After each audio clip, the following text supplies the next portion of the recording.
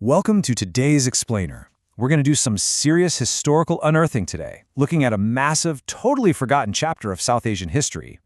We're talking about a story filled with immense power, genuine global connections, and ultimately a really tragic erasure. I want you to really try and picture this. Imagine an ancient, global powerhouse of intellect, culture, and theology, a place literally buzzing with the greatest minds of its time, right? Okay, now imagine that exact same global powerhouse being completely and intentionally wiped from modern memory. Seriously, how does a world-renowned intellectual capital just vanish? It sounds like the plot of a fantasy novel, I know, but I assure you this is very real history. Okay, let's dive into this. Section 1. The Lost Buddhist Capital. To ground our investigation right off the bat, let's look straight at S.N. Sadasivan's meticulous historical research on ancient Kerala. Look, this isn't some myth, it's not a fable or a wildly exaggerated local legend. What we're looking at is hard, documented historical research uncovering a monumental society that time and, well, politics really tried to bury. So what exactly was this place? Srimulavasam was a massive, globally renowned Buddhist center. It acted as a major pilgrimage site and an unparalleled intellectual hub right there in ancient Kerala. And I really need you to grasp the sheer scale of this place. This wasn't just some quiet, isolated little temple out in the woods. It was an absolute cornerstone of civilization and learning in the region. We're talking about a scale that would rival our major modern university complexes today. Moving right along, Section 2, a global intellectual hub. During its golden age, Srimulavasam was this bustling epicenter of knowledge. Pilgrims and elite scholars literally traveled here from Sri Lanka, China, Southeast Asia, northern India, and Tibet. It was essentially an ancient, global think tank. It drew the brightest, most intensely dedicated minds from across the known world to study, to translate, and to debate.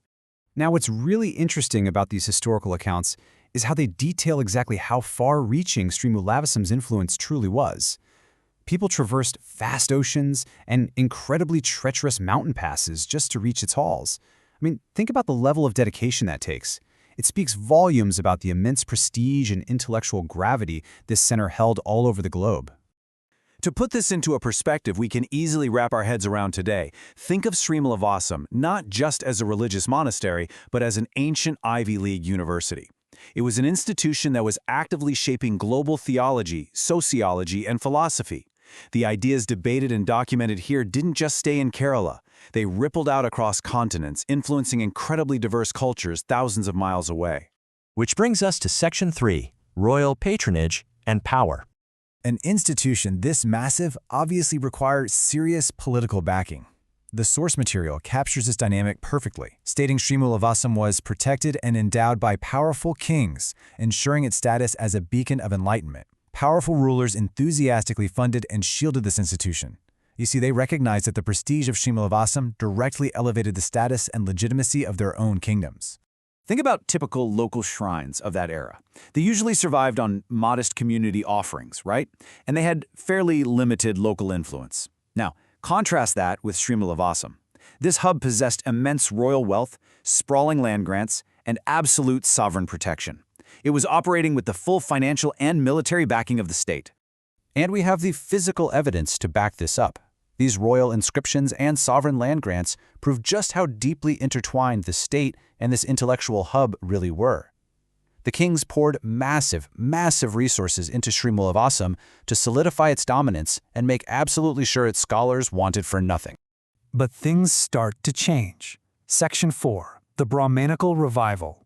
Our source materials outline a truly massive socio-political shift in the region. For centuries, the established Buddhist era was characterized by an egalitarian, diverse, and heavily patronized center of learning. But rising up to challenge it was the Brahmanical order, which introduced an emerging caste-based hierarchy and rapidly shifting political alliances across Kerala. We're basically looking at two entirely different visions for how society should be structured. And this brilliantly illustrates that shift. We begin to see a complete transformation of the religious and social landscape.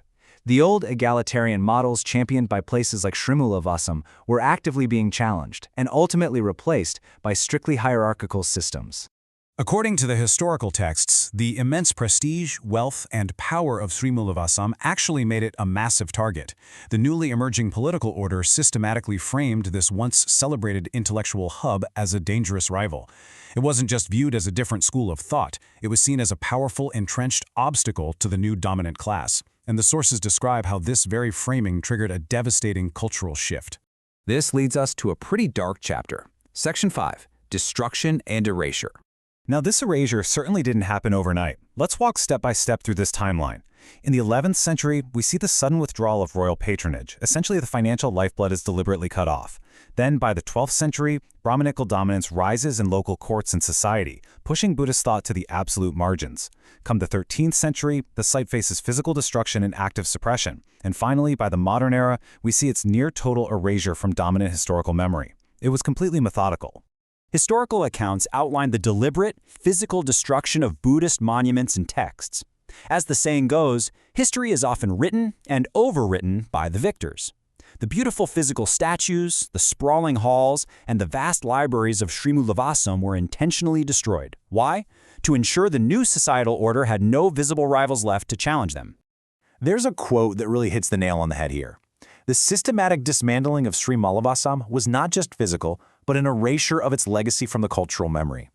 And that is the core tragedy we're unpacking today. You see, it's one thing to tear down a physical building, but it is another thing entirely to purposefully delete the memory of a glorious institution from a culture's consciousness.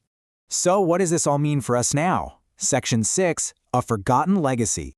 When Srimulavasam fell, the world lost an egalitarian educational model that was incredibly rare for its time. We lost invaluable historical and theological texts that were either burned or just scattered to the winds. We lost architectural marvels, and perhaps most tragically, we lost centuries of international, cross-cultural dialogue that occurred right within its walls. The sheer weight of that vanished knowledge is almost impossible to quantify. Uncovering this erased history isn't just some niche academic exercise.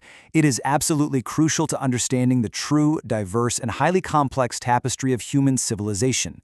The sources make it clear that we have a real responsibility to actively reclaim these lost narratives. I want to leave you with this final, provocative thought to ponder. If an institution as massive, wealthy, and globally connected as Srimulavasam could be so thoroughly and successfully erased from memory, well, what other massive pieces of human history are buried right now beneath modern religious or political narratives? Keep asking questions, keep looking closely at the evidence, and never stop digging into the past. Thank you so much for joining me on this explainer.